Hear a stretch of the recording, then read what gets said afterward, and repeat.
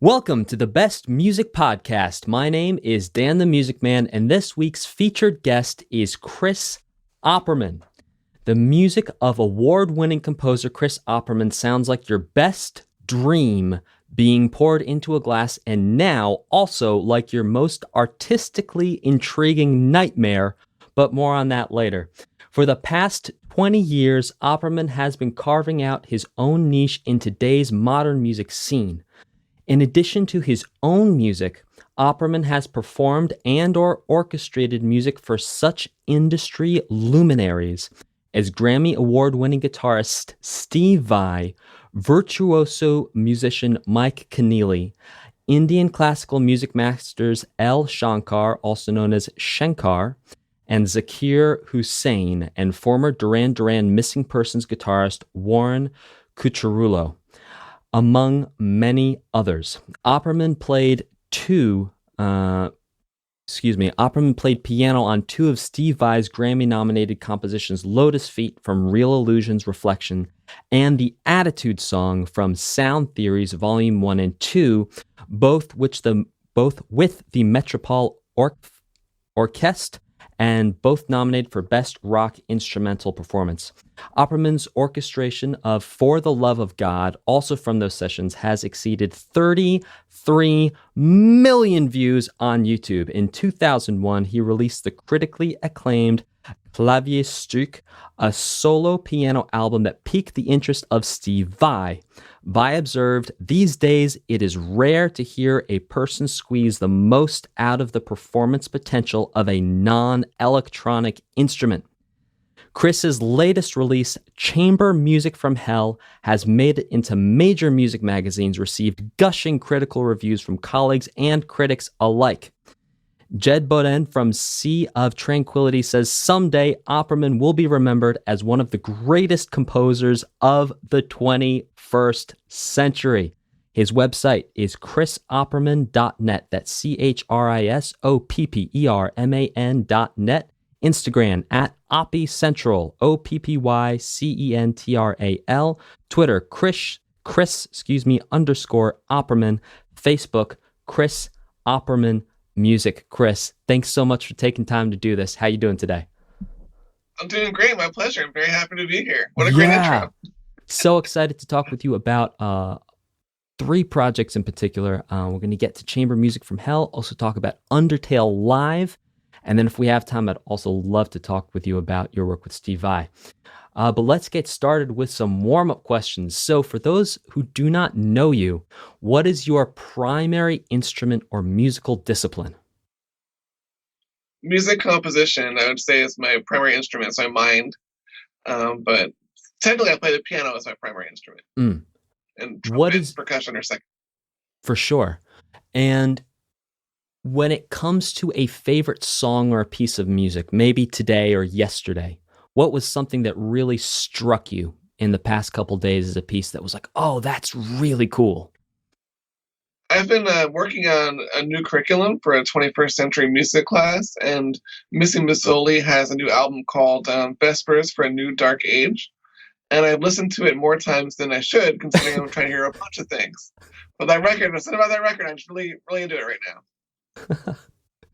Fantastic. How about a favorite book for music? This could be an autobiography. This could be a method book. Definitely, I think All You Need to Know About the Music Industry by Donald Passman. I mean, it's in its 10th edition now. I get many of my students to read it, and it has a lot of great information. Yeah, actually, speaking as one of your former students, you had me read it, and it was an incredible, incredible read. So I actually recommend that book as well. And how about a favorite film score, or maybe just one that piqued your interest recently? Film score. That's tougher. Video game music's easier. Oh, let's go with that then.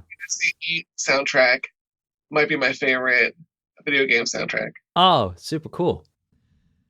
So you have your most recent album release is Chamber Music from Hell. How did you come up with that title? So I was trying to describe to the producer, Kurt Morgan, what I wanted to do, and we're both huge Zappa fans. And I could use a lot of words, or I could just say Chamber Music from Hell, and he would know exactly what I meant instantly. And we never had a better name than that, just stuck. Amazing. So So from start to finish, how long did this project take you? So first note, pen to paper, or computer key to software. What was the timeline like for completing this? well, the earliest piece is the piece For No More, which I wrote my second week at Berkeley when I was Oh, 17 in wow. September 1996. So from that criteria, it took 20 something years. But it took about a year from, we're really going to do it to get everything together. So about a year. Oh, super cool. Once we decided what songs would be on the album. For sure. And how did you decide which songs are going to be on the album? For those who've not checked it out yet, there's 34, 35 tracks. 35 tracks, you get your money's worth. Yeah, for sure. So how did We you... had a Kickstarter, and what was interesting was the album started, it was just going to be a few pieces. And then we had a very successful Kickstarter, and we're able to add more pieces to it. So we got the New Jersey Percussion Ensemble.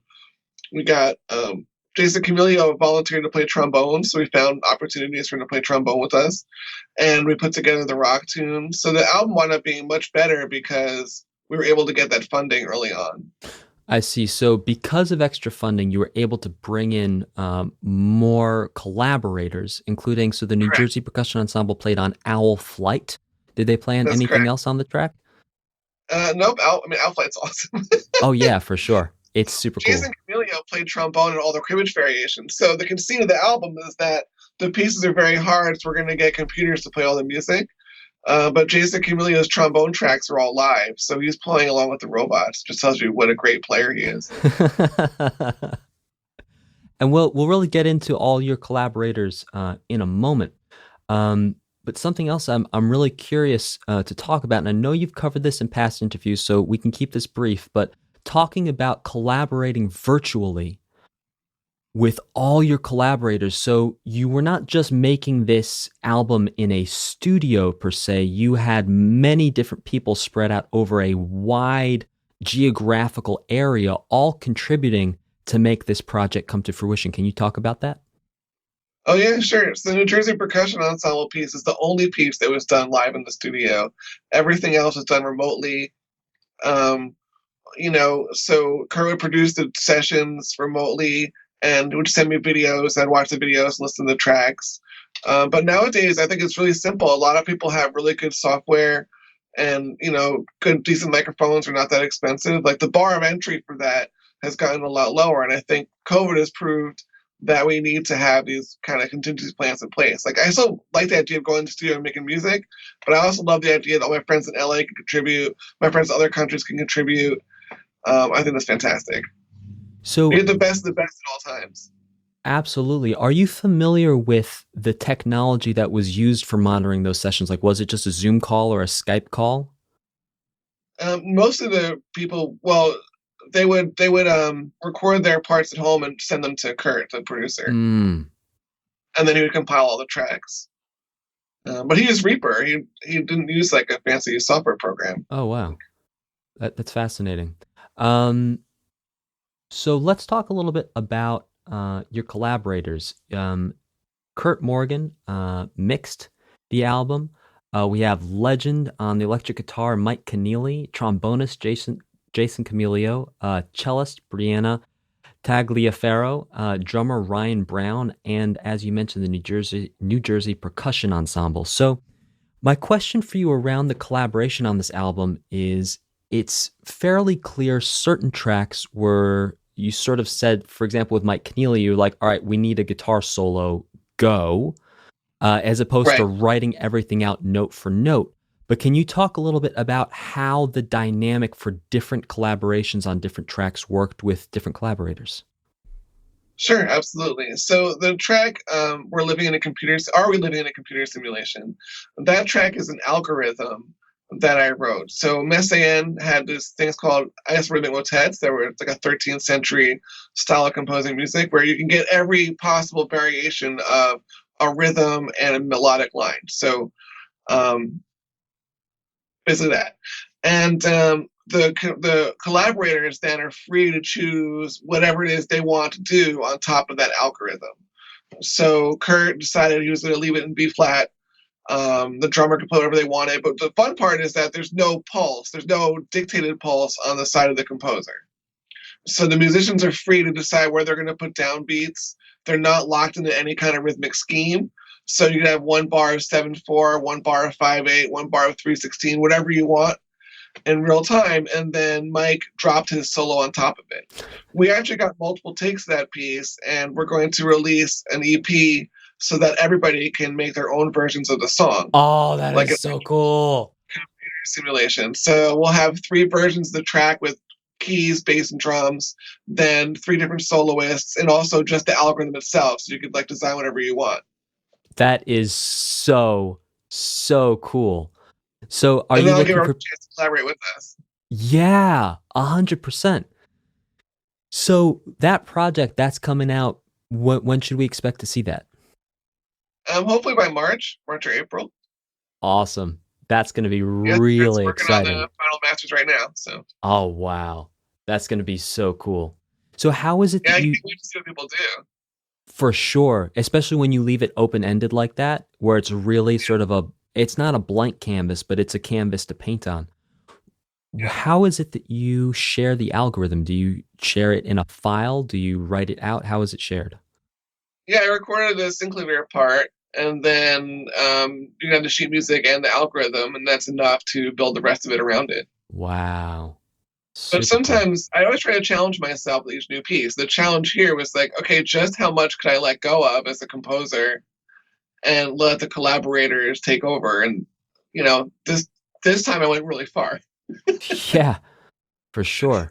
With very interesting results, for sure. When we look at the album artwork that's by Mark Buckingham, it looks like it's from another dimension. What was that process like getting that together? Well, he did the artwork for the Lionheart also, and we got together at the Baltimore Comic-Con. He's a very famous comic book artist. And I told him he could do whatever he wanted. And he sent some drafts in. The drafts he sent were very different from what the final product was. But when you get a great collaborator at that, I feel like just let them do their job. You know, he is a master of art. He's a master of all kinds of art forms and drawing forms, and he understands my music, and I was not about to tell him what to do. There's some intricacies. I'll work on that one. There's some intricate elements within the podcast artwork, such as the owl in the light bulb. Yeah. I mean, Kurt really died. I didn't even notice it at first. Kurt's the one who noticed it. We were like, it's fantastic. Very, very cool. So, did he know the track names before he created it? Oh yes, he was getting rough draft copies of everything. He was privy to everything in real time as it was getting finished. Super fascinating. So the owl being a reference to Owl Flight, I'm assuming. Yeah. Very cool. I'm so pleased how well that piece has been. A lot of schools were going to perform it last year because they all got shut down for COVID. But I think we're going to get a lot of performances of that piece from different percussion ensembles around the country, and I'm very excited about that. Yeah, I'm not a composer in the way that you are a composer, but I can tell you that when I hear that piece, it's like everything that I want out of a rhythm piece. It's like so yummy. It's so full, and it's tasteful too. Tasteful is a word I'm going to keep on coming back to when we talk about this album, because you take what might not work in certain situations, but the way you present it is just so tasteful, it works. It reminds me of like those restaurants you go to where you're eating helium balloons that are made out of candy and stuff like that. But it's like Chris Opperman takes the most horrendous sounds you can make on a bowed stringed instrument and turns it into this incredible art that you can appreciate. And it's such a fun experience to listen to this album. It's like, forget about a night out at the movies, just put this album on. Like I had it on while me and my girlfriend were eating dinner, and it was just like complete entertainment. Like nothing else is needed. Musically, it's on this next level. It's so fun to listen to. Oh, thank you so much. Thank you very, very much. Absolutely. So, on Where Is Everybody and Am I Are We, are you using a speak and spell?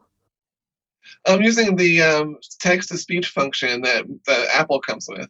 Oh, really? I exported the audio and then edited it in Logic. That's super But we, cool. but we had a really good time with the robots. The robots are They kind of taking tied over. pieces together. I felt like it had to have a narrative story. Like, we couldn't call the album Chamber Music from Hell and then not choose a hell. So I didn't want to pick a religious hell. We picked like a hell of our own making as people. And this hellish landscape where there are no more people, but there's tons of AIs who are still running their programs that have been left running for centuries. Yeah, and also it seems to me, maybe you could correct me if I'm wrong, but you also explore in Black Ball, you explore the concept of the hells we make for ourselves, like when the lights go off, all the things Right. you imagine, all the way your mind sort of spirals out and creates fantastic, terrible situations that tend to be negative when the lights are out. Can you talk a little bit about that? Well, one thing I forgot to mention is that almost that one robot part that precedes the black ball is almost all AI generated. That story, like I just changed a couple words. I changed one or two words the whole thing, but that story is literally from an AI. No. They fed it a bunch of like horror movie scripts and then it spit that back out. So instead of it being a cat, I picked the black ball because there's this concept that you can pull up when you pull balls from the basket of invention, a black ball will be one that destroys humanity. So, for instance, like if you can 3D print a horrible virus, that would end the world, Right. right? Or making a nuclear explosion was as simple as like cracking a Twinkie. That would be a black ball invention. Wow. So yeah, so instead of a cat, but yeah, it's almost all AI written, that one part of the script. So for those of you Everything who have, else I wrote myself, but that was an AI part. for sure, and for those of you who have not listened to the album yet, it's really a story is told with not only the music, but also there's these spoken parts. So what Chris is describing is you hear these computerized voices. And what he was just explaining is that he took different elements from horror movies and things like that, fed it into a computer program, and then the computer program, the artificial intelligence, spat out these lines, this dialogue to speak, and that's the story. So, in addition to imagining this sort of on Earth hellscape where humanity's gone and the machines have taken over, you're actually showing us what content might look like in that situation created by machines. Right. Super cool. And another thing I want to mention is that the machines, it is entirely possible that humans will re-evolve in this world. Mm. So the song "Waking Up," when it talks about, because often we look at the stars and wonder what it's like out there. Well, the fishes underneath the water also look up into the water and see the shimmering light and wonder what's up there. And it's entirely possible that humans could re-evolve in this hellscape. Have you watched the HBO series Westworld by any chance? Oh yeah. Absolutely makes me think of that. Like, I mean, although I think I could totally go to a place like Westworld and not want to assault anybody. I'm playing cards and playing the piano. You know what I mean? Like, they'll concede that everyone just wants to kick someone. I'm just like, I don't understand that. yeah, it's also entertainment. It's also HBO, which does have a penchant for making things a little extra violent and a little extra racy. Just sometimes, almost it seems for the sake of making it that way. But it's good fun. It's great entertainment. Yeah. So Spider Yo-Yo was a really, really beautiful thing in a bizarre kind of way. Can you talk a little bit about the method of composition that you use for Spider Yo-Yo? So Spider Yo-Yo and all the pieces on Composition 5 were generated using different aleatoric methods. So my wife got me for Christmas this set of 12 dice called musician's dice.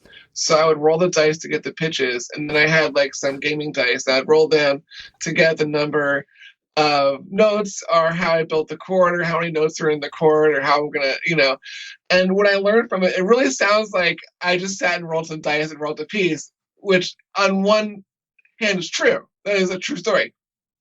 But what I learned from it is that music composition is so much more about generating rhythms and pitches. Like you have to assign dynamics, you have to shape the music, you have to choose octaves, choose timbres, all these things. So it does sound like I wrote the piece myself.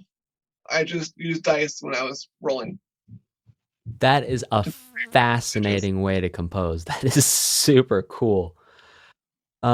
In dancing music, I'll tell you why. I taught a class on 20th century music for a couple of years. yeah. And in the classroom, you want to have the authority of somebody who is authoritative. And I felt like, well, if I want to have the authority, I have to actually do all of these things. So I have to write a 12-tone piece, I have to write an aleatory piece, I have to use all these primary methods of composition. So when I talk in the classroom, I can speak as someone who's actually done it, not as somebody who just read about it in a book.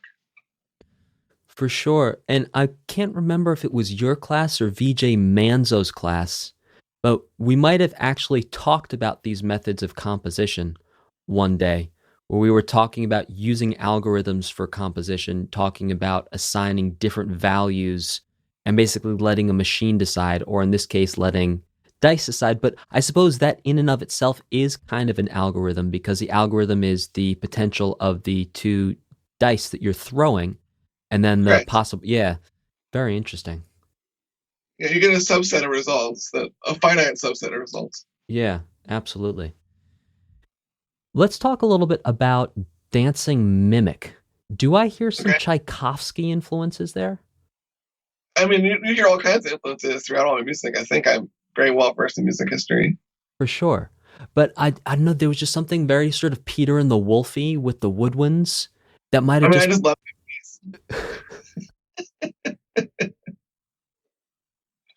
music's supposed to be fun. Yeah. And a lot of composers have lost. They're just so serious. They don't, music should be fun. Also, I mean, it could be serious, but it should also just be like what a fun piece. Like, I really enjoyed listening to that piece. Like, bring the audience in, Absolutely. In your piece, Are We Living in a Computer Simulation? Can you talk a little bit more about the philosophy behind that and what you're trying to get people to think about? Okay. Well, the first thing I want to mention is that we answer the question in the piece. I'm not going to tell you what the answer is, but if you think about it, you'll find the answer. Oh, no.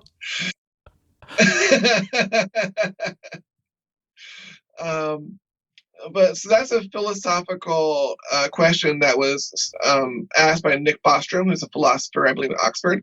And his argument is that eventually we will have enough hard drive space to run simulations of civilizations. And that's generally what inspired the piece, this idea of like, we could live in a computer simulation and not know. And that's something that the Lonely AI struggles with in the story, where they're not entirely sure that they're not experiencing a simulation themselves, right? Because the technology was sufficiently advanced enough, you would not be able to differentiate between a virtual reality video game and actual reality. Is part of the argument as well that if there was an advanced civilization, that we could actually be in their simulation as they try and figure out what their ancestors did? Correct. That's exactly correct. It's a scary they run the thing. Simulations to try to avert catastrophes, or like, where did we go wrong?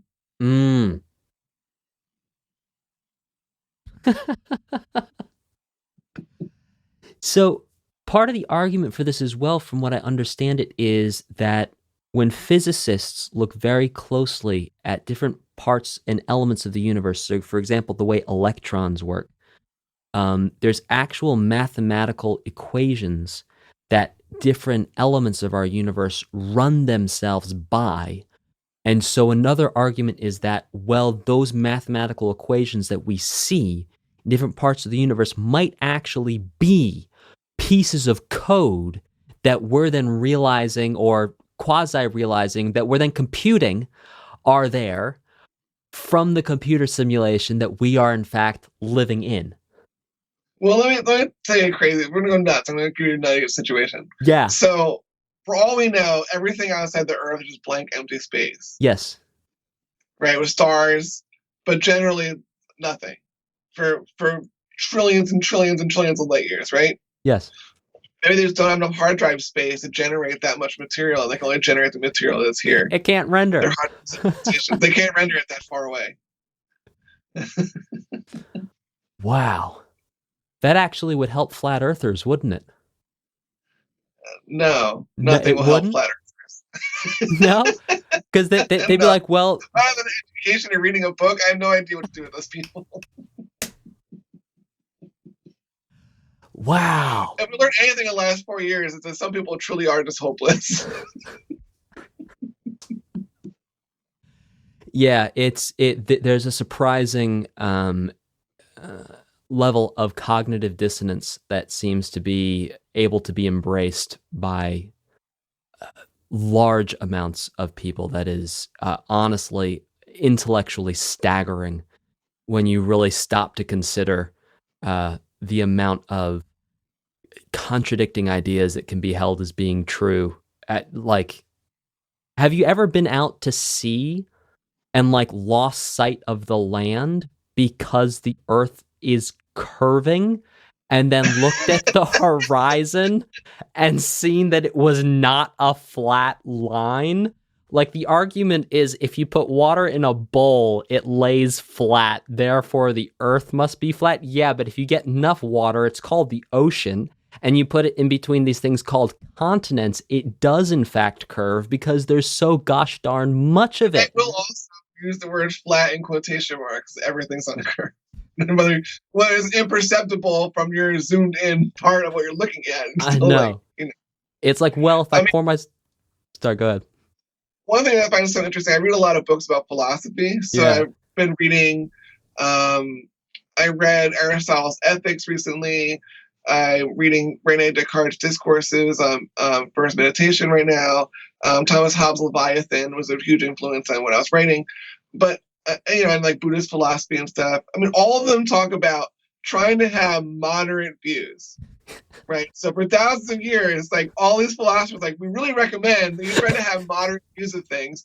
And now with social media, it feels like the goal is to have the most extreme view. The more bonkers you are, the more airtime you get, and therefore the more valuable your ideas are seen in society, except the societal value of the social media clicks or the ads revenue. But it's everyone's in a contest, see how extreme they can be. We need to pull it back a lot. Yeah, absolutely. And even with news organizations, the stuff that gets most people to watch, that they can sell the most advertisements off of, is the polarizing extreme stuff, which then feeds, it's this cycle, it feeds the social media, and then everyone's just getting more and more polarized, on either side of anything.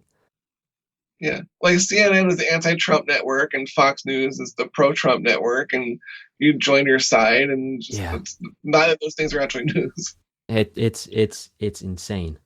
I think there's one more argument for the "Are we living in a computer simulation?" That I'd like to bring up, and that is the intelligence jump between humans and chimps. So, right. Oh yeah. If they have 98% of the DNA that we have, and the intelligence is that different, how? What's going on there? Any thoughts on that, Chris? So the Fermi Paradox, which is the second track on the album, is about wondering why we don't run into extraterrestrial life ever, and why we never have. And one of the things is this thing called the Great Filter. So at what point in evolution does it become incredibly difficult to get past that bar? Right. So one of them might be the evolutionary jump between chimps and human intelligence. Right. That's one thing that could be the Great Filter. Another thing could be that advanced civilizations inevitably destroy themselves. So you get to a certain part of technology and then you blow yourself up. That's another Great Filter potential.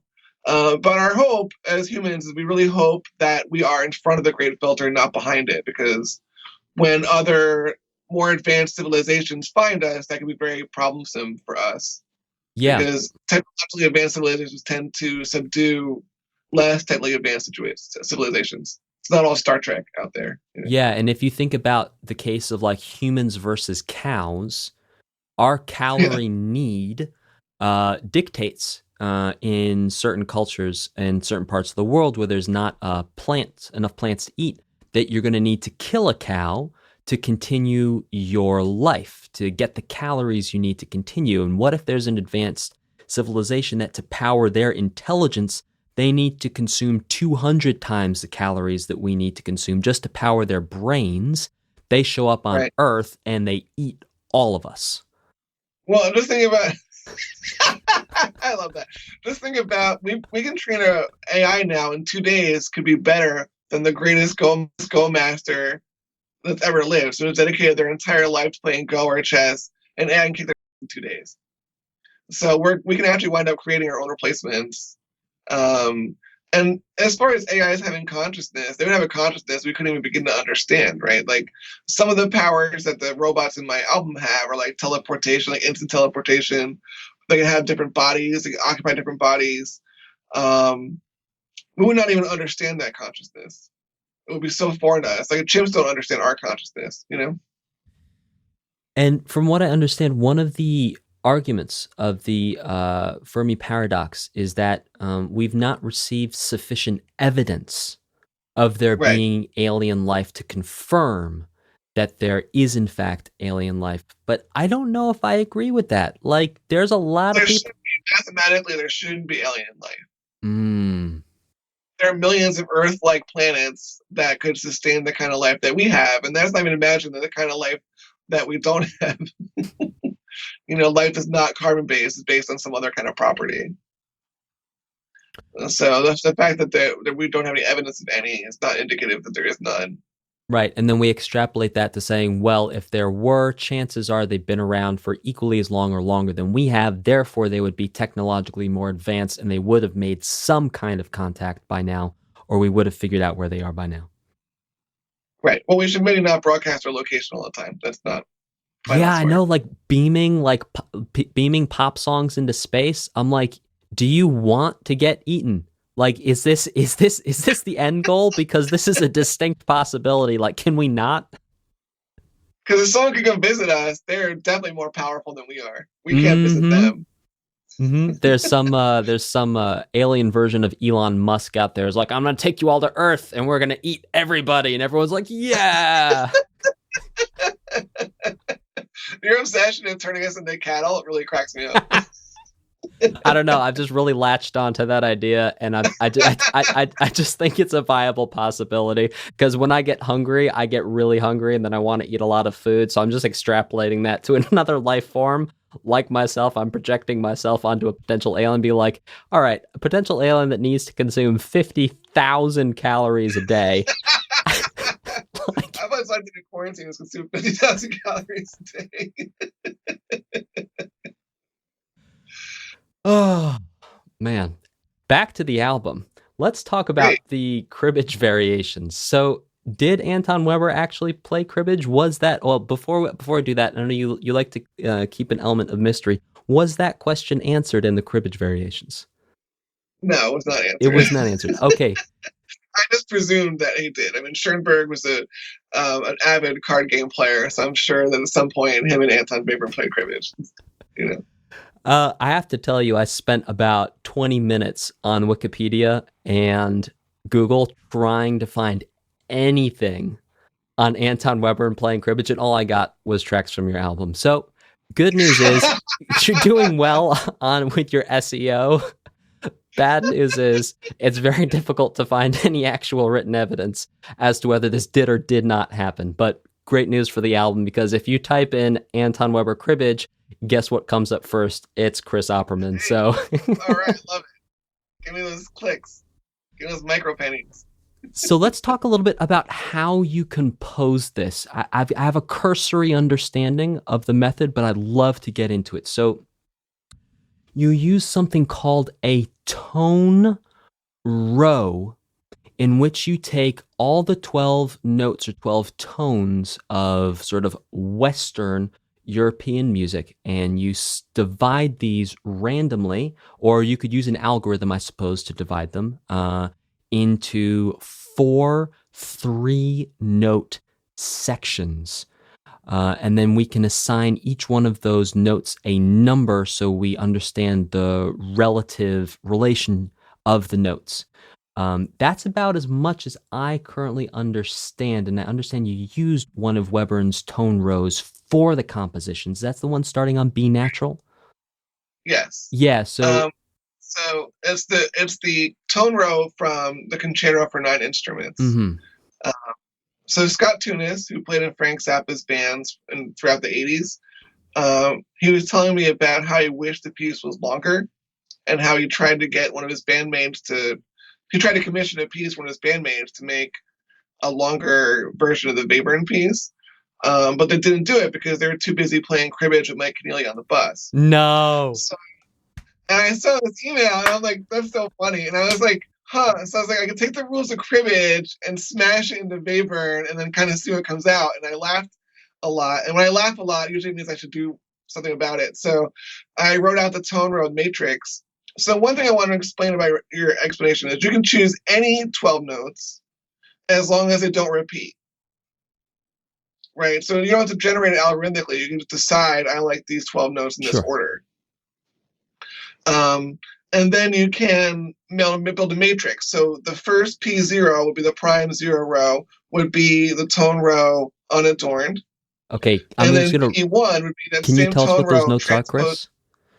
Sorry, what? Can you tell us what those notes are? So our first row, can you tell us what those notes are? Sure. Offhand, I have to look it up. Oh, okay. I have it here. All right. I'll say it. So we have B natural, B flat, D. That's our first group of three. Then we have E flat, G, F sharp. Then we have A flat, E natural, F natural. Then we have C natural, C sharp, A. Perfect. Now, quick question on that. How do we determine which notes are getting sharps or flats? Like, is there a particular reason why we choose one enharmonic equivalent over another? For me, how do I explain this? In terms of populating the matrix, I just chose whichever ones were the most common. So B flat is much more common than A sharp. But throughout writing the piece, there might be times when A sharp is more appropriate depending on the general key of the thing. So one of the big delusions about 12-tone music is that you cannot generate tonal sounding music, and that actually is not true. You can build chord progressions. You just have to have 12 of the same chord, which kind of happens a lot. So like in the last one with the show, it's still the matrix is still operating, but it sounds so tonal because I'm using, I think it's sharp 11, add 9, add 13 chords. But I have a whole chord progression of them. Does that make sense? So they're moving in the same kind of bum, bum, bum, but they're moving chordally, not as individual pitches. So you're taking that chord and then you're moving it with the root following the tone row. Right, or changing the inversions too. If you have a chord that thick, you can imply different chords by changing the inversions. But there's nothing that prevents you from writing considerably. I mean, the chord progression will be a little out there, but doesn't stop you from writing tonal music. And then in the middle of the piece, when there's that kind of Stravinsky section, I freeze the row. So I'm using two very specific scales that are generated from the tone row, but they're generated from that same chord that I used from the prior parts. Another thing too is you can use these ideas. You can make, for instance, a 7-note matrix and just pick C, D, E, F, G, A, B and generate music from that. As long as it says you can't, nothing says have to be 12 tones, nothing that says that, you know what I'm saying? You can use these techniques to make fundamentally different types of music than the kind of music Schoenberg was making. Like their goal was chromatic saturation, right? So they're trying to sound as many of the notes of the chromatic scale at once to make music no one's heard before. But you can apply his same methodologies and make music that is not chromatically saturated. Fascinating. So as opposed to using all 12 notes, you just use 7 notes of the diatonic major scale. You could choose that. And the Cribbage Variations, they're all 12. They're all very strictly 12 tone. I wanted to be strict because I found it frustrating when composers would cheat. They would say like, oh, my process, I should have a G sharp here, but I'm going to be the director and say I'm going to use an A instead. I refuse to do that. I was like, no, you will find every single tone row in the score if you're looking for it. You'll find everything. The only exception is in Knock Knock Bach. There are a couple of tone rows that get shortened. but not many, like only 3 or 4, and in very obvious ways. So let's rewind a moment because I think I sort of interrupted you with my clarification of the tone row. So let's rewind a little bit. So you have these 12 notes divided into 4 groups of 3. Now, Okay, they do not have to be divided into 4 groups of 3. I do in this particular case, but you can split them into 2 hexachords, 2 of 6. Got it. You can use it just a straight 12. You can use 6 groups of 2. However you want to group it. There's no rule. There's no rule that says you must group it this way. The only rule is that you cannot repeat pitches until the whole tone row is sounded, and you can repeat as long as you go back. So, for instance, we have B, B flat, D, right? So I can go B, B flat, B, B flat, B, B flat, B, B flat, B, B flat, D, and then continue the row. So otherwise, you get no repetition at all, which would be really hard to make a piece of music out of, you know. And just to clarify, Chris, you can have uneven divisions. So you could have, so an even division would be like tetrachord, tetrachord, tetrachord, but you could also do pentachord, pentachord, group of 2. Correct. Absolutely correct. Okay. Absolutely.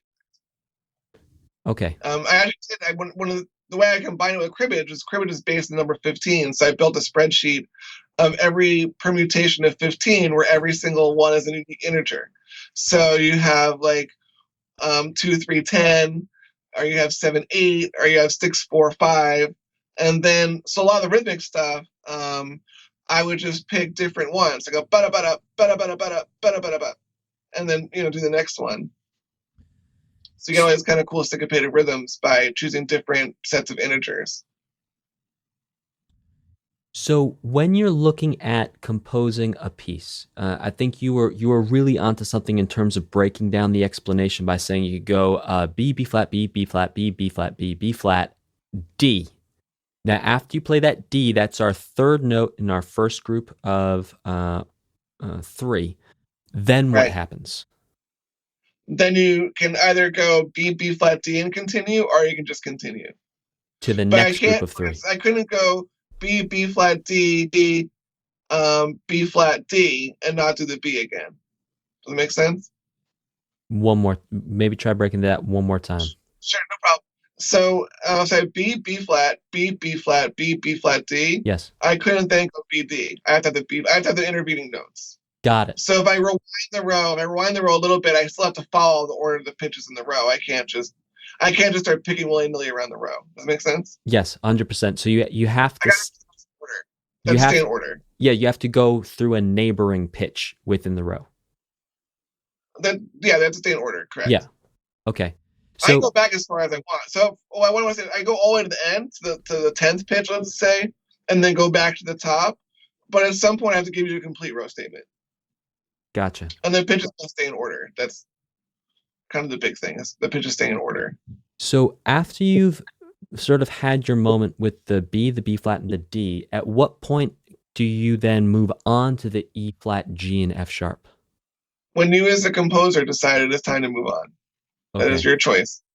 So you could have an entire first movement or first section of a piece just be those first 3.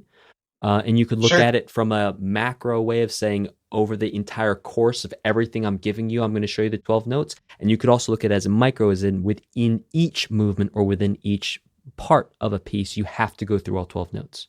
Is that correct? That's almost exactly how the 144,000 was composed. So you take the bottom corner of the matrix, and the right hand is going up, and the left hand is going left. But so you get B, B, B, B, B, B, B, B, B, B, and then you start getting these pitches, and they're still in order, but they're from, it's a minimalist piece that grows out that way. Does it make sense? So you build different chords and how the two lines intersect, the 2 rows intersect. And the 2 rows would be which 2 rows, Chris? I believe it's the bottom corner, so it should be RI0 and I11, something like that. I'd look at it to be sure. I can send you the matrix, no problem. I'd really appreciate it. We can include that in the show notes, because I know I'm having a little bit of a rough time wrapping my head around it, and I'm sure some folks at home are too, and maybe looking over it would be super helpful. Yeah, I think so too. Okay, so that's all the questions I have for you on chamber music from hell. Is there anything else you'd like to talk about while we're here? No, I'm happy to move on. You asked really great questions. I really appreciate that. Oh, for sure. I'm so glad we have this opportunity to go like direct to the source and really get into this and hopefully bring at least a cursory understanding of things like tone row composition to folks out there who might I not want even play everyone to music. be a composer. I want everyone to hear this podcast and go and find yourself a row and rock out with it. That's what I want. Everyone should Oh, write music. sweet. It's a good time. Fantastic. I want 10,000 composers from this An podcast. army of tone row composers. Sounds fantastic.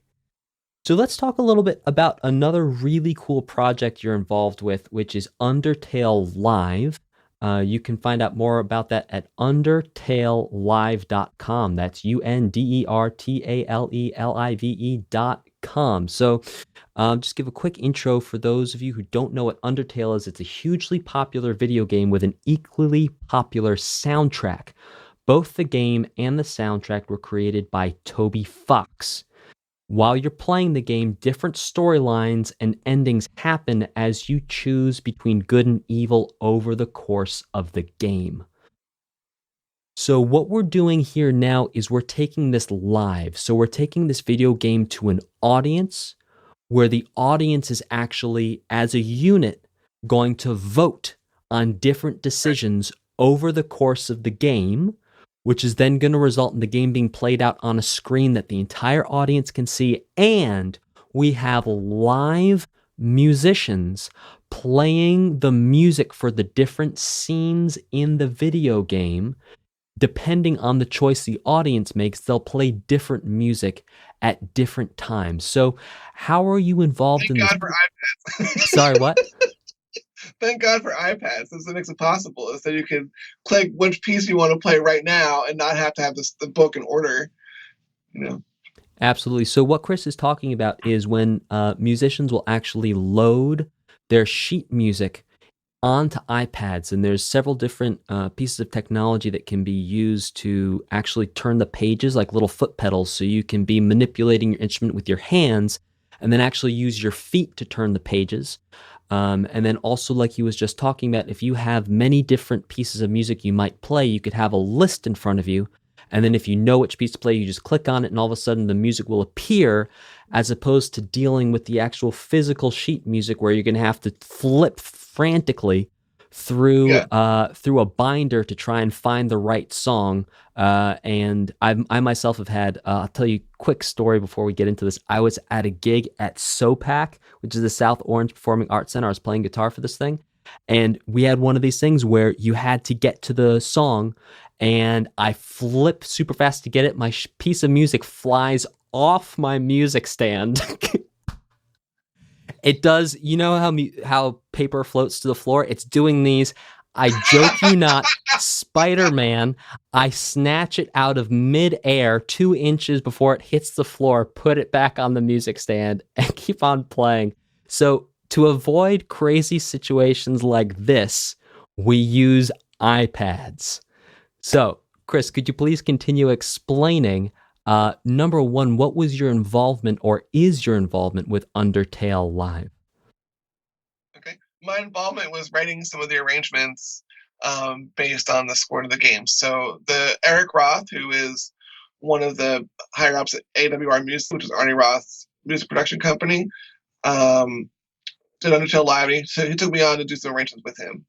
So we did all arrangements together, and they came out great. It was a lot of fun. Absolutely. I mean, Eric's just good to work with. So sorry, could you say that one more time? I interrupted you. Eric is very good to work with. I really like working with him. Absolutely. So have you actually participated in a live concert with the voting? Well, they did a online event on Twitch, and I participated in that. But one thing that was funny was that so far, every time the piece has been performed, everyone has chosen the pacifism route, which makes sense. If you're the type of personality that's going to go to a nice game of video game music concert evening, you probably don't want to kill people. So you're probably not going to vote to kill people. And the big track on the genocide route, of course, is Megalovania. Mm-hmm. And so they played that as an encore because people really want to hear that song, but you're not going to get that song if you're voting the pacifism route throughout. So During the live stream, unfortunately, I couldn't make it. Could you break down a little bit how the voting worked on that? So, how does the audience globally decide what's going to happen in the game? Well, what was interesting, we had like several thousand people in the chat, and so if you subscribe to the Undertale live channel, you got to vote, and you would vote by either saying yes or no, or typing in one or two, and then the bot would tabulate all the votes in real time. It was very cool technology. They were able to then shift the performance based on. I mean, I was really impressed with the technology.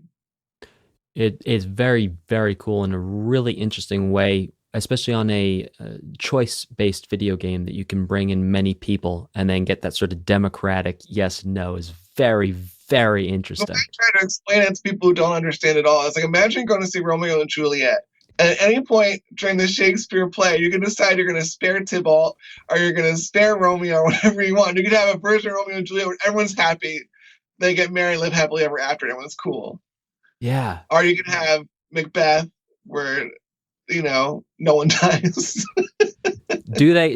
Does he go crazy? Yes, no. Tabulate the votes. Yeah. Choose that Macbeth not stab his, king in the back. And then have the story continue from there.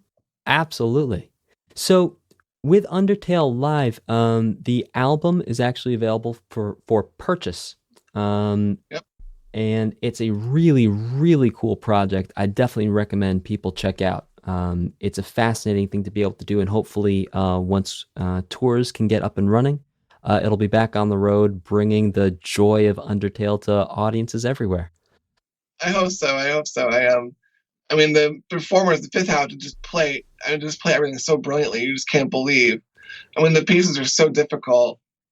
And they were not shy about tempos. They wanted the tempos from the game. They didn't want, we didn't tone down anything. It's exactly the way it's presented in the game. And they just played great.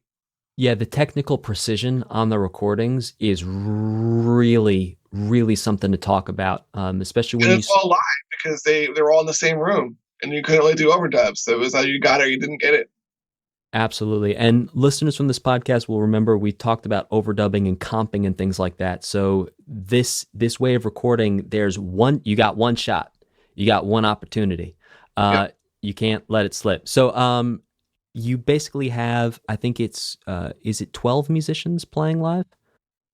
10. 10. So you have 10 musicians playing live. So you have 10 people who could possibly mess up one teeny tiny thing about their performance for a song, and that would be it. So you have 10 people playing through songs perfectly, very, very fast, doing music that is technically very demanding to do on acoustic instruments. Originally composed using either a computer or a synthesizer, but either way, sort of taking the technique requirement out, bringing that back in on acoustic instruments. It's a scary thing to do on some of those tunes, for sure. Yeah. The budget was really good. Perfect. Make it happen. So you can support more cool projects like that and support this project at undertalelive.com. Check it out. And the other thing I got to do as part of that gig is I got to be on the music preparation team for Final Fantasy VII Orchestra World Tour. So I'm really excited about that. I'm happy to have any part in that production. Yeah, so you've been doing some orchestra preparation work. So Final Fantasy as well. Can you talk a little bit about what it means to be in the orchestration preparation business? It's awesome. So what do you do? Well, that I can't talk about too much. I can just say I'm on the music preparation team. And that's so you can't actually describe the role that you play. You can just say that you're on. I'm not sure I can. So okay. Yeah, sure thing. Yeah, no worries there. Cool. So let's move forward and talk about Steve Vai. The coolest. Yeah, for sure. So you actually did some arranging for him. Did you play with the orchestra when you guys were doing those? I played piano in the first round of concerts in his orchestra debut. I was the piano player. Wow. I was 25. Amazing. What a cool opportunity. It's really interesting to see if you think sort of about the history of it, like Zappa gave Vai a break when he was really young, and then Vai brought you up when you were really young, and it's just so cool to see that baton being passed from generation to generation, right?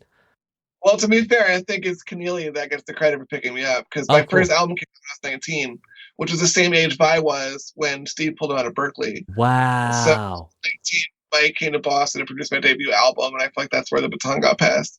Wow. Very cool. So props to Mike Keneally for the discovery for sure. Incredible. Absolutely. Sensei. Definitely. Sensei Keneally. So when you're playing, let's talk a little bit maybe about Lotus Feet. What Okay. was the process like playing piano on that? Did you get sheet music ahead of time? Were you in the studio with Steve? Did you record it remotely? What was that like? That's live. That's live in concert on stage in Amsterdam. Now, did you also play for Lotus Feet on the record? Yeah, the record is a live recording of Oh, the is piece. it? I didn't know. Huh. Yeah, yeah, Oh, super cool. yeah. All the Metropole stuff is all live. So, Lotus Feet on Real Illusions Reflections is live. I did a few overdubs for Sound Theories 1 and 2. He wanted some extra mini moog parts, so I played those. But for the most part, everything here is live.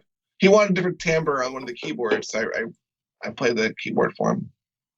So, getting prepped for that live show, are you reading sheet music at this point? Do you have it all committed to memory? What's that like?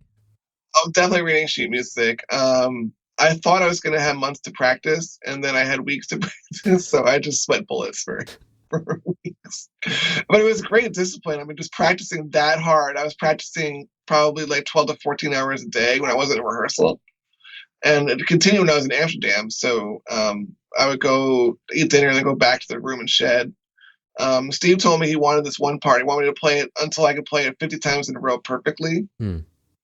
And that meant like perfect dynamics, perfect rhythms, everything. And the idea is that at that point, playing it once is not a problem. But yeah, it was all written down sheet music. I wrote many of the arrangements. Steve wrote a bunch of arrangements. And it was just learn the music as fast as you can. Wow.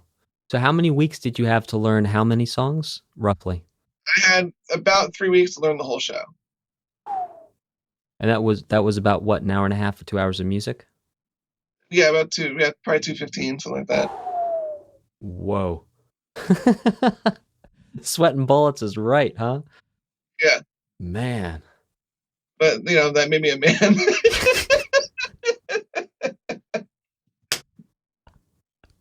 But sometimes the downside is my students are like, "What do you mean I got to write a piece of music in 3 weeks?" And I'm like, "Dude, I learned the whole concert in 3 weeks. Like, get it together." Absolutely. I think the sort of king for learning stuff in a short amount of time would be the bassist Leland Sklar. Are you familiar with him? Oh yeah, he's a legend. I've heard stories of him learning a show in 4 days. Like, Surprise. I mean, there's another guy, Ben Montench from Tom Petty's band. I got to be friends with him in LA, as I knew him pretty well. And they had a game called Stump Benmont, where you would just call out any tune and see if Benmont could play it or not. And no one ever stumped him. no, the whole I thing, mean, like form and all.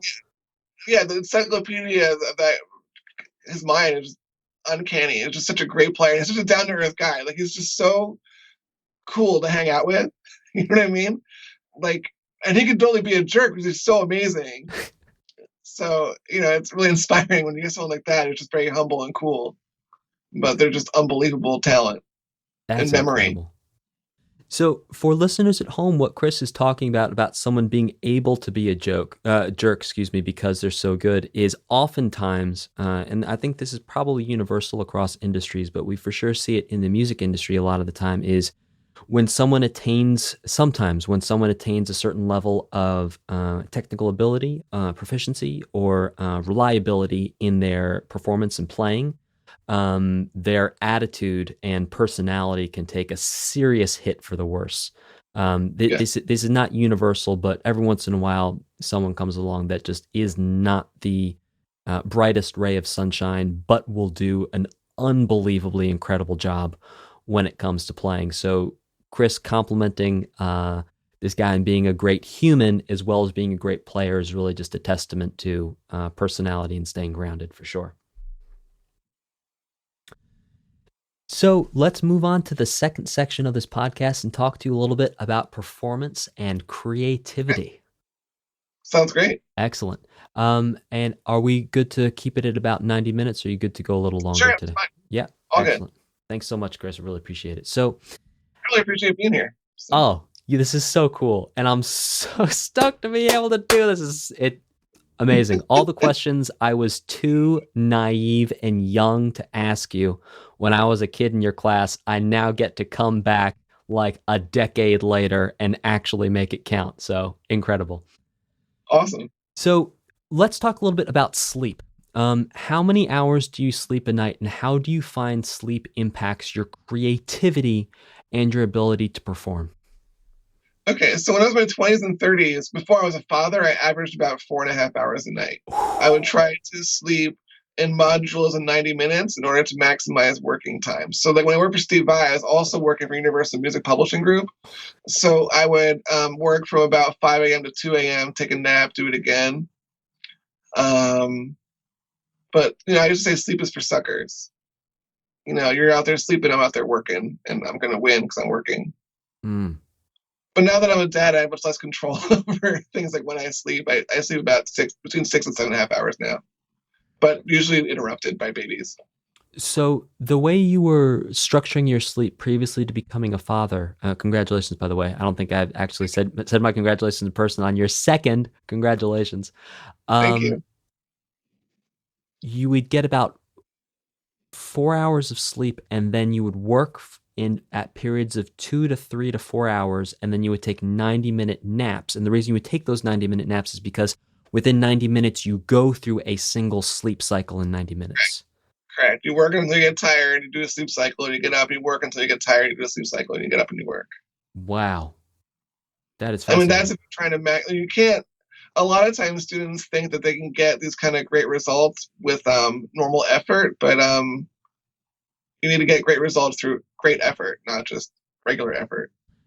And so from your perspective, it was important to structure your days in this way that you were, I mean, did you ever try sleeping for 8 hours and then just giving it your all in between? Or was this method Sometimes my body would shut me down. My body would be like, when I finished the last Vai chart, I slept for like over a day. I just, my body was like, you're done now, you're sleeping now. And I woke up and it was Sunday or something. I was like, oh crap.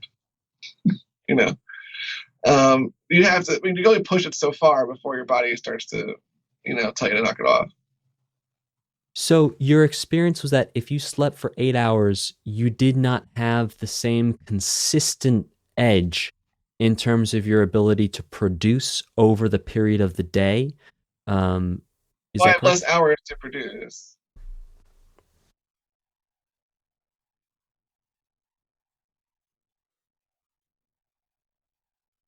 Right. So if I sleep 4.5 hours, I get 19.5 hours of productivity time. I sleep 8, I only get 16. Right, but you're taking 90-minute naps.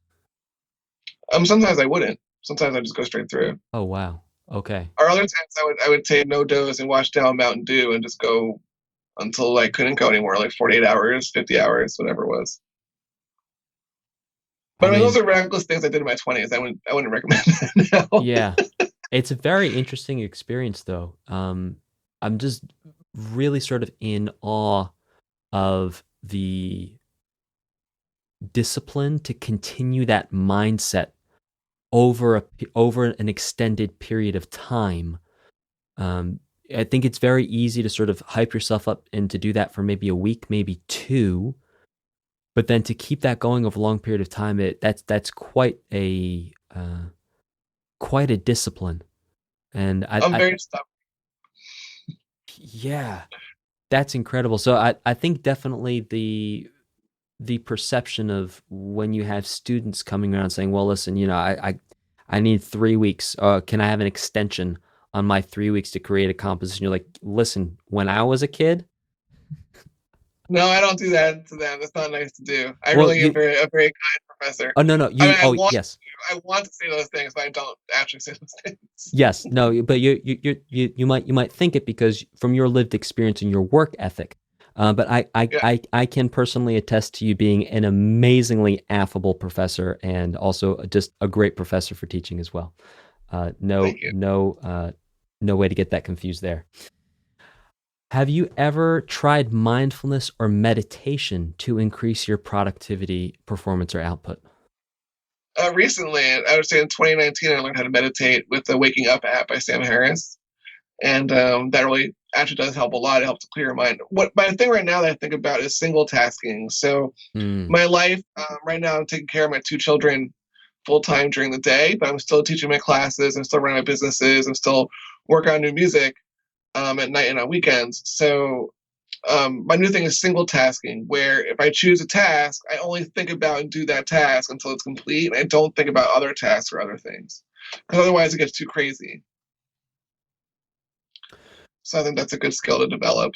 yeah, and it seems like that might be a good skill to develop regardless of how many tasks you have. I think there's a balance to be had. There's a time for that, and then there's also a time to bounce around between things.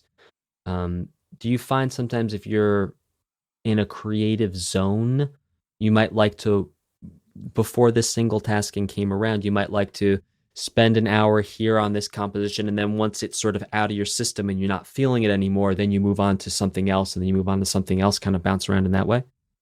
And the something else is another composition. So usually so writer's block happens to kind of everybody, right? I'm not immune from not knowing where to go next. Hmm. A lot of times the solution is writing another piece of music or starting another piece of music or doing paintings. I used to do paintings, so I would switch and think about the colors, how the colors blend, or think about how the music could blend that way.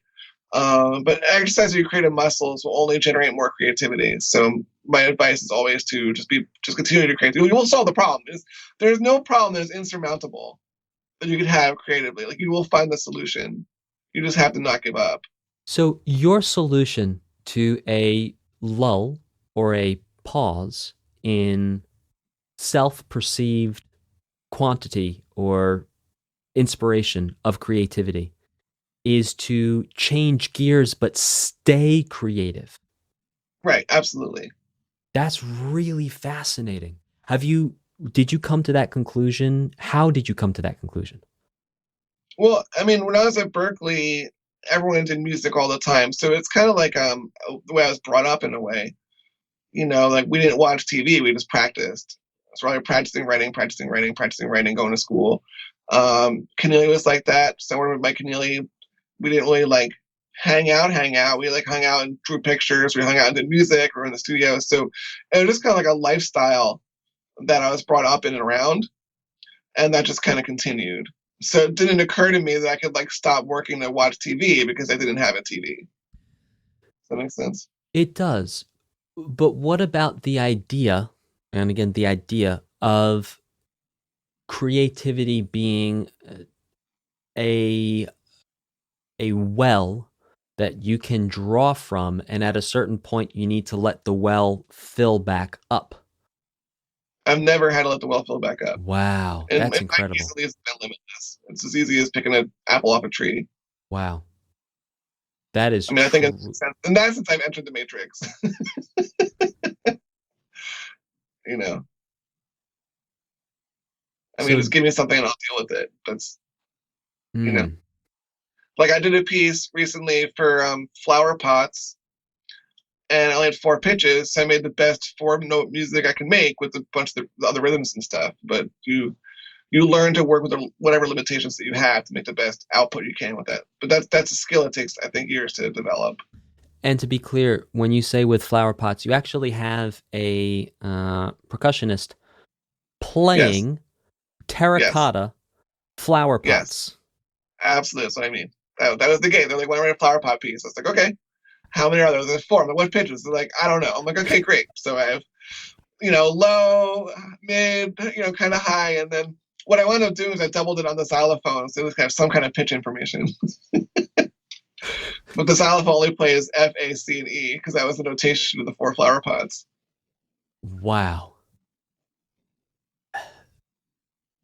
Flower pot music. That makes me think of playing cacti, excuse me, from John Cage. Fascinating. Fascinating. Chris Opperman breaking boundaries and getting good work done wherever he goes. That's the rep I want you to have. That's the rep I want everyone to have. Just get the job done. Whatever it takes to Absolutely. accomplish mission, you do that. We have easy lives. We do music all day and do creative stuff all day. We might as well maximize it. Yeah, I had a guitar teacher once, Patrick Rondat, French guy, say, listen, if someone can get up at 4 a.m. to collect garbage cans, this is not talking down on that job. It's critical, Right. critical for our society to function. But the point is, if someone can have the discipline to get up that early in the morning to do a job like that, you have to get up to do music. You have to be working to do music. Like, if your life is going to be so easy that you can essentially stay home and then drive to a performance venue as the way that you're going to make a living, you have got to work. You've got to get up. You've got to be practicing. Oh man, if I hear a melody in my head while I'm sleeping, I wake up and write it down. That's a huge privilege, right? Having a giant creative brain. Mm-hmm. I feel like I'm honor bound to use that as much as I can. And one thing I don't like about movies is when men are portrayed as being slackers, but somehow still, save the world and get the girl. You know what I mean? Like, I wish we had more movies where they portray people as working hard and reaping the benefits of the hard work, and not like crazy rewards, just average rewards. Like, you get a nice prize for doing your job well. You get more work, You're able to continue doing what you want to do because you tried your hardest and you use your skills, your talents, and your knowledge to make it happen. Right. The goal you always want is more work. That's the best prize you can get for doing good work is more work. Yes, that referral. And for people who are listening who are not musicians, the way a lot of musicians will get work from one gig or one job to another is someone at the job you're currently working will hear you play, notice your work ethic, and say, oh, let's have you come over here and do this. Right. Let's talk about practice. I know you mentioned when you were shedding for Steve Vai, and again, shedding is going to the... Shed like I never shed before or since. 12 to 14 hours. That is... I've done 12. I've not done 14. I can't even imagine what that's like. It's a lot of fun. I mean, I love playing the piano. It's like a punishment. Absolutely. Outside of sort of manically prepping for a concert with Steve Vai, in general, if you're going to play the piano, I don't think we should even talk about playing the piano. Let's talk about composing in your current setup, which is going to be 2 kids, full-time dad, teaching, and also composing. What time? And running my music consulting business. I run a music business consulting service for producers. And just real quick before we move on, what does that look like, and what services do you offer? Music publishing, administration, copyrights, and some mundane stuff like invoicing and things like that. Whatever the producer needs. I might have a client for you. We'll talk about that after the podcast. So at what times of day do you like to compose? My preference is late at night. How late? What's late at night for you? 10 to midnight is really the sweet spot.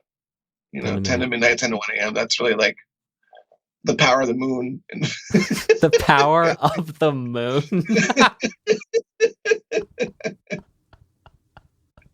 But I mean, sometimes you just make it work. So you just get to work. In my case, it's not like a magic genie comes and says, "Here's a musical idea." In my case, it's like, well, I've got 90 minutes time I can dedicate to this. I gotta make it great in those 90 minutes. Like,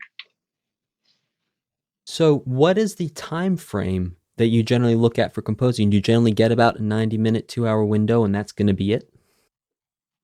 Yeah, not even every day. I mean, I think once the world returns to normal, I'll get full days of composing again. But that time constraint actually I think helps me. It helps me not get in my head too much. I'm forced to produce, and I don't overthink things. So Yeah, it's very interesting how the limitations can lead to creativity, and limitations can also lead to increased output because you just do not have the luxury of time to debate certain choices. yeah, and my composition method is mostly death by 1,000 paper cuts to start with. Like I'll just edit and edit and edit and edit and edit. And it's more the editing than the writing. Some people write, they just I mean, if I'm improvising, I could do that. But some people just write the thing and they're done. I just edit everything to death. I'm just like, I don't have any of those conceits about, I want to keep the idea in its original form or anything like that. I'm like, nope, I'm going to edit this until it's perfect.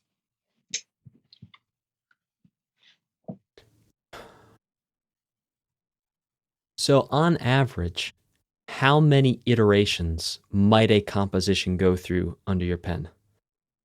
I mean, It's never done. Well, but yeah, no, they're always done. I mean, the one thing I'll say about myself is when the piece is done, I never think about it again. I never edit it. If I regret a choice, I just make a mental note to not make the same choice next time. But I've seen a lot of friends who like never finish pieces because they just can't finish the piece, and that's not a great place to be. So I promise finishing. Where's that line? How do you make that distinction? Because ostensibly, when you're your own boss and you're making an album on your own dime, you're not held to anyone else's timetable. So how does that process work for yourself? When do you when's final call? You're like, all right, listen, you don't have to go home, but you can't keep on writing this composition. Well, even when you're writing for yourself, I mean, so Are We Living in Computer Simulation, the session was coming. I had to have my part done. Right? So you do have these kind of deadlines that come up. But I do more and more commissioning. So more and more people are commissioning pieces from me, and those come with deadlines. And but oftentimes what I do is when I finish a piece, I listen to it in finale. You can hear most of it, but some things you have to imagine, of course. And if I don't want to change anything, I'm done. So I can play through the whole piece. I don't feel any kind of serious need to change anything, then the piece is finished. So what I do is that I will just work more hours. Does it make sense? Like if I need to spend an extra 12 hours on it, I will just stay up and spend those 12 hours to get myself satisfied. But then I leave it alone. Then, if I wait for the next day and don't like it, that's too bad. You're done. The piece is done. Give it up. Move on. It's a very interesting process for sure. Which parts of composition come the easiest to you? I think you might have already answered that, as in the sort of endless, the giving tree of creativity that just never stops giving. Melody. Almost all my music is actually melodically driven. Even like the Cribbage Variations, or even things that are really kind of far out, I will always leave some kind of melody to hang your hat on. And I feel like that is a really underrepresented stylistic choice. A lot of composers want to show off harmonic tricks and stuff, but you can't remember the piece when you leave. I want my pieces to have been memorable enough that you remember the piece, like Owl Flight. There's no notes in Owl Flight, but you can hear it in your head when you think about it. Yes. That's the kind of what I mean by melody. Like even if it's a percussion piece, it still has some kind of melody. The cymbals have a pitch and a tone, and you want to have those timbres stuck in people's heads. Where does that sense of priority around the melody come from? Do you have an idea? I think just growing up and listening to pop music. I mean, you're not likely to have a composer these days who isn't influenced somehow by what they hear on the radio. And what you hear on the radio is melodically driven. And, musicals. I mean, I grew up performing musicals and stuff, and a lot of times we remember the songs with the best melodies. What's the most difficult part? Or I should even say, is there a difficult part? I won't box you into the question. Is there a difficult part for you when it comes to composing? I mean, I'm struggling less than I used to as I'm more experienced, but one thing it took a long time to break out of was pattern making. So you fall into a pattern and then you want to break the pattern, and it's sometimes really hard to let go of that pattern and break it, but it's really important to do. So one thing I do now is I just kind of general philosophy of non-repetition. So even if I repeat like an idea, I will vary it somehow so you don't hear the same material again. Like in the piece I did this week called Spicy Dragon Roll, there's a part where there's a bump, bump, bump, bump, right? You can't see that. But there's a bass snare pattern, and when it repeats, the bass snare pattern changes just slightly. The rhythm is the same, but what instrument's playing what part of that rhythm changes just so that it unfolds like a story, like a movie. Like if we had a meet cute, for instance, if you said, "Hi, I'm Dan," I said, "Hi, I'm Chris," right? And then 5 minutes later, you said, "Hi, I'm Dan," "Hi, I'm Chris." That'd be really a non sequitur. Really, why are we reintroducing ourselves? But if you said my name means I reach for the stars, like, oh, my name means I'm a great traveler. That is the same conversation, but a variation on that conversation. And I think that trying to vary materials is really important for composers. It helps you build your own identity. For sure. So what you mentioned is a more micro way of perceiving and employing variations, which is within the actual sort of notes. Now, what about looking at sort of a larger scale? Let's zoom out and let's look at form. How does that philosophy impact your use of form? Most of my use of form is in the Cribbage Variations. It was a little different because there's a lot more pre-compositional thought that went into them. But most of my form, it builds itself as I'm writing. I don't go in with a preconceived notion of what the form is going to be. So the form is a function of basically just applying analysis to it afterwards to understand what it would be. Right. In the moment, you're really just concerned with telling a story and seeing that Right. story through to the end. And really, I try to break the 4-bar, 8-bar, 16-bar patterns that young composers get roped into. I try to let my melodies express themselves as long as they need to. I don't care if it's 5 or 6 bars or 6.5 bars or whatever it is. I try to let it express itself fully. I don't box it into a box. So when you say you let your melody express itself, that's very interesting language to use. So what is your perception around the melody and composing and music? Are you creating it? Are you downloading it from somewhere? What's your perception of that? It's kind of instinctual intuition stuff, and um, I'm getting more interested in slower moving melodies, right? But it's kind of hard to describe it instinctually. Like, you just gotta have it in your heart and hear it. So you're audiating the melody before you write it down. Yes. And do you hear the fully fledged idea in your head before you put it on paper? I hear a version of it and then I play with it on the piano until it really feels like something to be sung. Ah, so you're always looking for a melody in the context of hearing it vocally or thinking of it being melodic enough that a singer could sing it without it being too Well, in the disjointed? theory, I mean, obviously I go, Right. like that too. But, even those kind of notey things, I'm still hearing it as an order of pitches that sounds cool and like has a kind of vibe to it, but I'm still thinking it in terms of kind of audibly. This one may not be relevant, but I think this will be for your piano playing. Have you ever injured yourself playing or practicing music? Yeah, I used to bleed a lot in performances Really? because I had a song called Beware the Random Factor where I just start going berserk on the piano and then I do too many glissandi and start bleeding on the keys. I mean, usually I'd be like, oh, cool, I'm bleeding and just keep playing. I'm not going to stop just because, I mean, maybe it's not healthy, but a little blood's okay.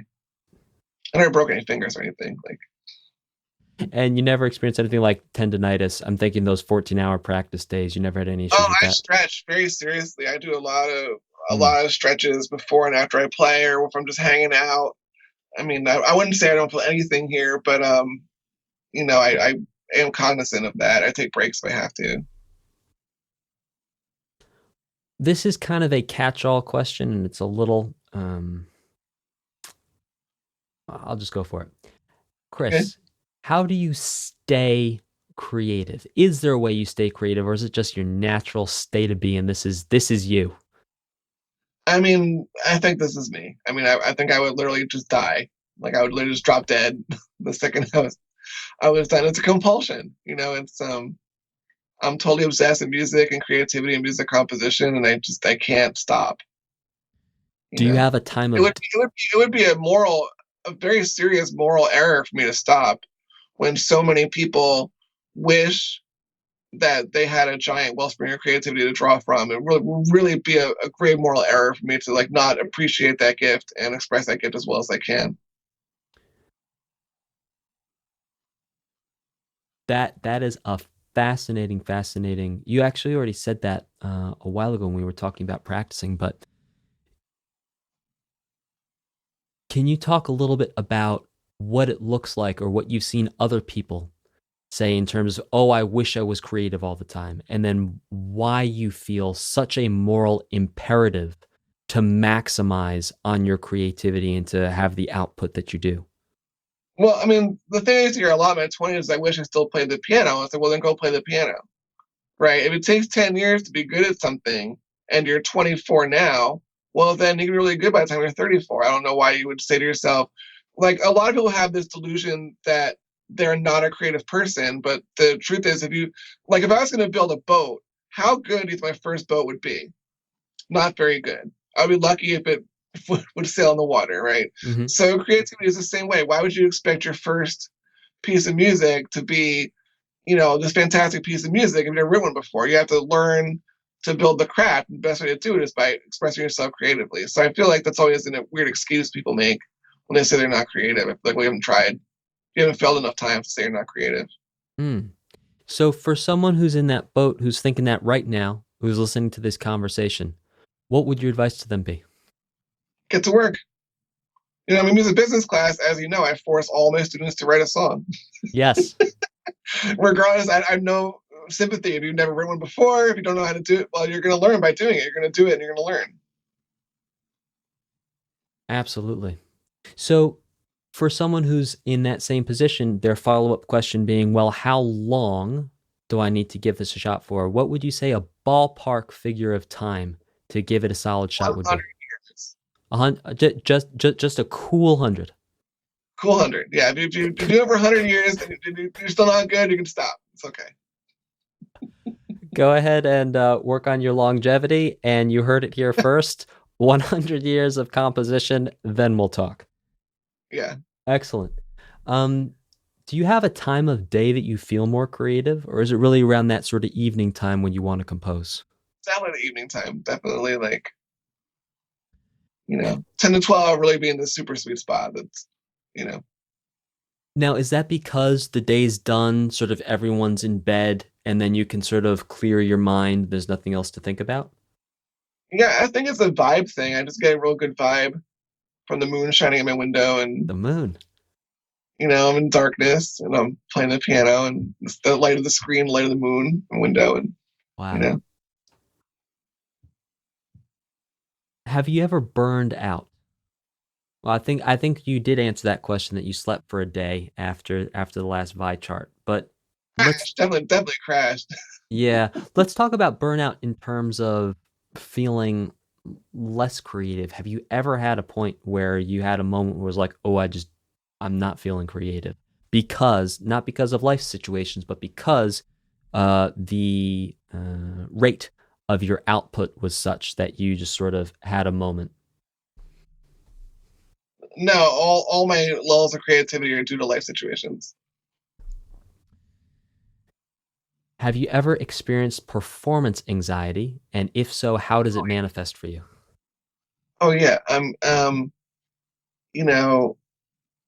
Steve Vai gave me the best advice on this. You're gonna have to make this an explicit warning now. But he told me that when you go on stage, the last thing you gotta say to yourself is, I'm gonna blow every single one of these away right now. And you gotta walk out on that stage with that total mindset. That total I'm the biggest giant in the room, and I'm about to destroy everything in my path. because that's the confidence that you need to make it, you know? Wow. So performance anxiety, you've figured out a way to sort of hype yourself up to a performance where you might feel that adrenaline kick in, you might feel that nervousness, but you harness that energy and then focus it towards being a Well, killer. the antidote is being prepared. The antidote is you practice so hard, nothing is going to shake you. The ceiling could fall down in the middle of the audience, you'd still be able to rock it out. You know, I can't wait to get back on stage again, demolish people. You know, like put my keyboard in the front, right at the front of the stage, and just start blowing the place up. Just melt faces. Music. Yeah. Amazing. So your antidote to performance anxiety is to come prepared. Come prepared on that level where nothing could happen. It doesn't matter who's going to call you. Easy gigs. I practiced all the time in LA when you know, I was playing some like punk pop stuff. I practiced everything like it was like a Beethoven sonata. You know, you don't want surprises. You don't want to be having to overly think what you're doing. Plus, it's embarrassing as hell if you screw up an easy part. But a lot of musicians fall in the trap. They think they have to practice easy things. So you got to practice the easy things. You just don't know. You know, you don't want to show up having not practiced enough. Incredible. Chris, do you have anything to add to anything we've talked about? Sure. You could take the C major scale and play with all the heart and passion you can muster if you really try. That even things that easy, you could really find a way to make it even better. Yeah. So I'm gonna leave with one thing I would say, everyone out there, if you want to be a composer, write music. You want to be a songwriter, write some music. Don't wait for permission from your parents or your teachers or your professors. Just start doing it now. I promise you will get really good at it if you keep with it.